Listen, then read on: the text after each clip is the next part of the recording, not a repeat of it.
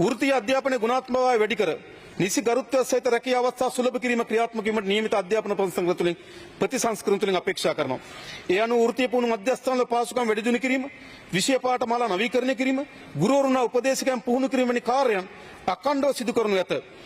වෘත්තීය අධ්‍යාපන හා වෘත්තීය පුහුණු මධ්‍යස්ථාන 9ක් විශිෂ්ටතා මධ්‍යස්ථාන ලෙස වැඩි දියුණු කිරීම හා තවත් දිවයින පුරා පිහිටි මධ්‍යස්ථාන 50ක්.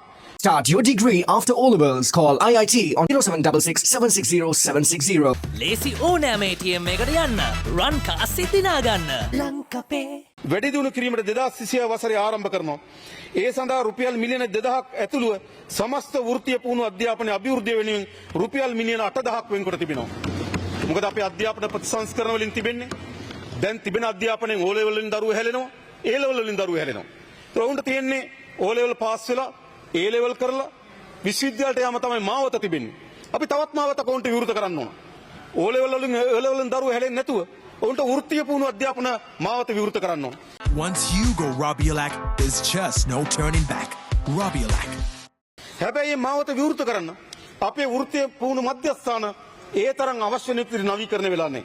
ඒවා පිළිබඳ තියෙන පිළිගැනීම, ඒ වගේ තියෙන පාඨමාලා, ඒවා පිළිබඳ විශ්වාසය බිඳ වැටලා තිබෙනවා.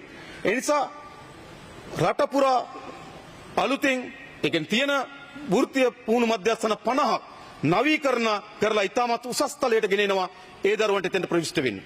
ඉතින් විශ්වවිද්‍යාලය යනවා හා සමාන ලෙස අධ්‍යාපනයක් වෘත්තීය පුහුණු මධ්‍යස්ථාන ලබා දීම අපි කටයුතු කරනවා.